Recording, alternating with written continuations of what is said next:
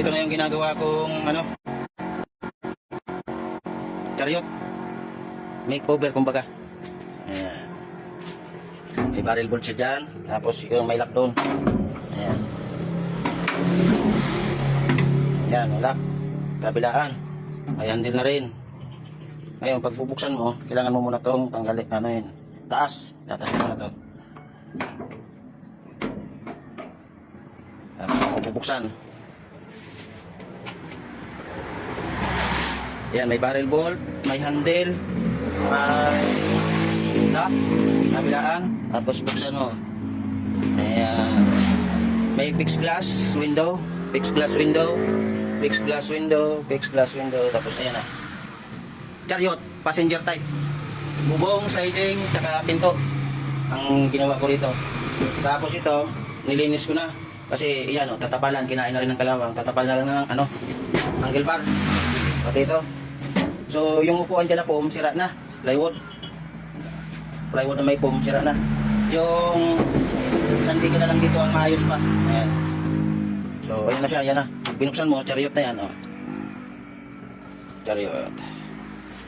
Ngayon, pag ilalak mo, tingnan mo na.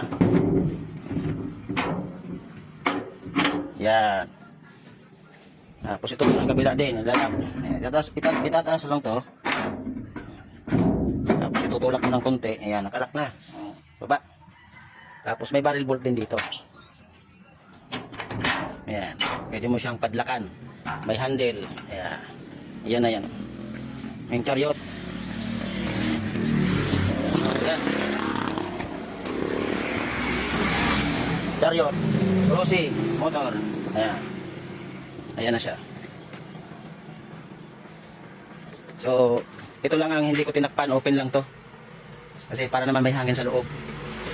Kasi pag nalagyan ng fixed window glass doon, magkabilaan, yung apat na yan, pati yung dalawa doon sa likod, eh, wala na hangin. Kaya open lang to. Washing ko na yan, oh. Malinis na. Ayan na. So, magmamasilyahan lang ako, mamasilyahan mga yan, oh. Para hindi makita. Yun, oh, mamasilyahan yan.